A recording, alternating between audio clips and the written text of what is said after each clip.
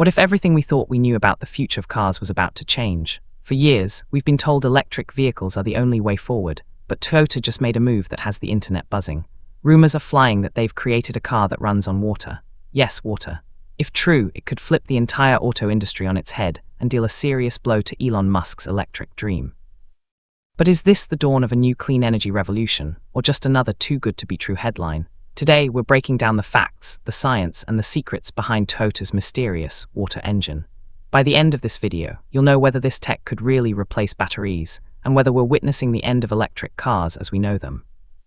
So, what did Toyota actually say that sent shockwaves across the internet? Here's the truth: Toyota hasn't secretly built a car that magically runs on tap water forever. What they have revealed is a major leap forward in hydrogen engine tech, and that's where things get really interesting. In a recent announcement and patent filing, Toyota showcased a new hydrogen combustion engine that uses a clever trick, injecting water directly into the cylinders. This isn't to power the car by itself, but to keep the engine cool and running more efficiently under extreme conditions. The result: a hydrogen-powered car that performs better, lasts longer, and could be cheaper to run. The real breakthrough here is how Toyota is designing a system that doesn't rely on storing massive, high-pressure hydrogen tanks like older models.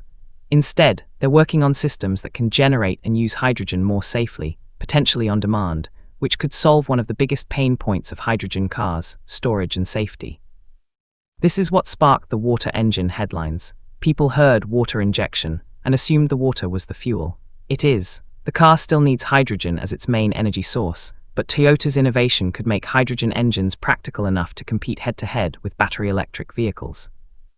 And this is where things get exciting, because if Toyota cracks the code on safe, efficient hydrogen power, it could change the future of transportation. But could a car ever truly run on nothing but water? The answer takes us deep into the science of energy, and it's not as simple as you might think. Let's be clear: turning water into fuel isn't magic, it's science. To make a car run on water, you'd first need to split H2O into hydrogen and oxygen using a process called electrolysis. That hydrogen could then be burned in an engine or used in a fuel cell to make electricity. Sounds simple, right? But here's the catch: splitting water takes energy, a lot of it. In fact, the energy you put into split water is always more than the energy you get back when you burn the hydrogen. That's just basic thermodynamics. It means you can't just pour water into a tank and drive forever without an external energy source, unless someone finds a way to rewrite the laws of physics. Even Toyota's engineers admit this is a trade-off. Their approach is to use renewable energy, solar, wind, or hydro, to make hydrogen ahead of time, then store it in the car or make it on demand. That way, the car becomes a clean energy carrier, not a perpetual motion machine. This is why headlines about water-powered cars can be misleading. The real question isn't whether you can use water, we've been doing that for decades. It's whether you can do it cheaply, safely, and efficiently enough to beat batteries and gasoline. And that brings us to a long history of wild claims and failed promises about cars that supposedly ran on nothing but water, a history that's full of mystery, hype, and even a little fraud. This isn't the first time we've heard about cars that supposedly run on water. In fact, history is full of inventors who claim to have cracked the code, and most of their stories ended in controversy. Take Stanley Meyer, for example. Back in the 1980s, he made headlines claiming he had built a dune buggy that ran entirely on water. He said his special water fuel cell could split water into hydrogen on the fly and power the car with almost no energy input. The idea sounded revolutionary, too revolutionary. When scientists tested his claims, they said the results didn't hold up. By 1996, Meyer was taken to court and found guilty of fraud. Then there was Daniel Dingel, a Filipino inventor who said he'd been driving water-fueled cars for decades. He even claimed big automakers tried to buy him out. But when researchers dug deeper, they couldn't find proof that his cars worked the way he said. Dingel was eventually sentenced to jail for fraud in 2008. And it doesn't stop there. In the 2000s, companies like Genesis World Energy and hydrogen technology applications promised devices that could turn tap water into endless fuel. Investors poured in millions. But the cars never materialized, and in some cases, the people behind the projects were convicted of scamming investors. All of this history makes the idea of a water-powered car sound like a conspiracy theory magnet. Some even believe big oil companies secretly suppress this tech to protect their profits, a claim that's never been proven, but definitely keeps the story alive online. This long trail of broken promises is exactly why Toyota's move is so fascinating. Unlike those past cases, Toyota is a global giant with billions to spend and real scientists backing their claims. So is this finally the real deal, or will hydrogen face the same fate as those failed water car dreams? Let's break down the strengths and weaknesses of hydrogen tech, and why Toyota might actually be onto something big. Hydrogen power isn't just a science experiment, it has some serious advantages that even batteries can't match. For starters, hydrogen tanks can be refilled in minutes, just like gas. No waiting around for hours at a charging station. And unlike batteries, hydrogen doesn't lose range in cold weather, which makes it ideal for places where EVs struggle in winter. Plus, hydrogen has a crazy high energy density. That means you can store a lot of power in a relatively small tank, making it perfect for trucks, buses, and even airplanes where big, heavy batteries just don't make sense. And when you burn hydrogen, the only byproduct is water vapor, no CO2, no harmful tailpipe emissions. But it's not all good news. Hydrogen is expensive to make, store, and transport. Right now, most hydrogen comes from natural gas, which actually creates carbon emissions, meaning it's not as green as it sounds. Even if we make it with renewable energy, we'd need a massive build-out of infrastructure to deliver it to cars. And then there's the safety concern. Hydrogen is extremely flammable, which is why storing it at high pressure has always been risky. Toyota and others are working on safer systems, but convincing millions of people to trust a car full of compressed hydrogen is a challenge. So hydrogen's future comes down to one question: can automakers solve these problems faster than battery tech improves? Because EV batteries are getting cheaper, lighter, and more efficient every single year, and hydrogen needs to catch up fast if it wants a chance. And Toyota seems to think they can catch up, because their next move hints at something much bigger than just an experiment. Toyota isn't just tinkering in the lab, they're playing a long game.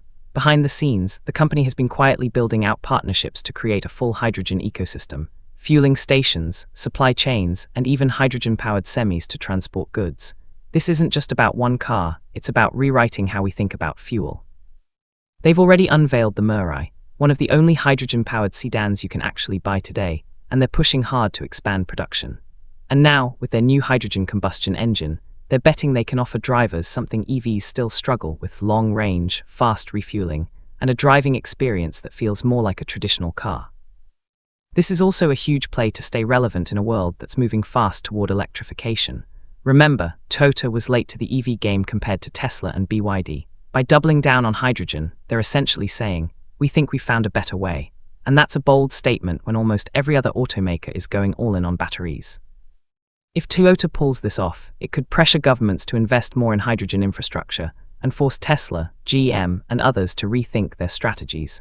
We might even see a split in the industry: battery cars dominating cities, hydrogen cars taking over highways and heavy-duty transport. But this bet comes with massive risk. If hydrogen fails to gain traction, Toyota could be left behind in the EV revolution. And that's exactly why what they're doing right now has everyone talking. Because the next few years could decide whether we end up driving battery-powered cars, or cars that literally spit water out of their exhaust pipes. So is this the beginning of the end for battery-powered EVs, or just another overhyped promise? Toyota's water injection hydrogen engine might not be a free energy miracle, but it could be the key to making hydrogen practical and affordable at last. And if they succeed, it wouldn't just challenge Tesla, it could transform the entire auto industry. The truth is, we're standing at a crossroads. On one side, we have battery electric cars getting better every year. On the other, we have hydrogen technology that could leapfrog batteries entirely if it can overcome its cost and infrastructure challenges. What do you think? Would you trade in your EV for a car that runs on hydrogen if it meant filling up in 5 minutes and driving for hundreds of miles? Or do you think batteries will win the race no matter what? Drop your thoughts in the comments, because this debate isn't just about cars, it's about the future of how we move, travel, and power our world. And if you want to stay ahead of these game-changing innovations, make sure you hit that like button, subscribe, and turn on notifications, because the next breakthrough could be even bigger than this one. Here, where things get even more interesting, because Toyota might not be the only player in this game. Behind the scenes, several other automakers are quietly investing in hydrogen tech. BMW, Hyundai, and even Honda have all announced research projects focused on fuel cells and hydrogen combustion. Some analysts believe we could see a full-on hydrogen comeback by the end of this decade, especially in markets like Japan and South Korea, where governments are heavily funding the infrastructure. And then there's the rumor mill. Some insiders claim Toyota's upcoming hydrogen vehicles will include not just sedans, but trucks and SUVs designed to go head-to-head with Ford's F-150 Lightning and Tesla's Cybertruck. If that's true, we could be looking at the first serious challenger to the all-electric pickup market, one that might appeal to drivers who hate long charging times or live far from EV charging stations. There's also speculation that Toyota might license this technology to other automakers, just like Tesla did with some of its patents.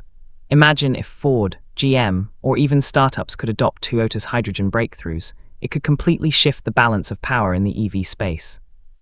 But perhaps the biggest wild card is public perception.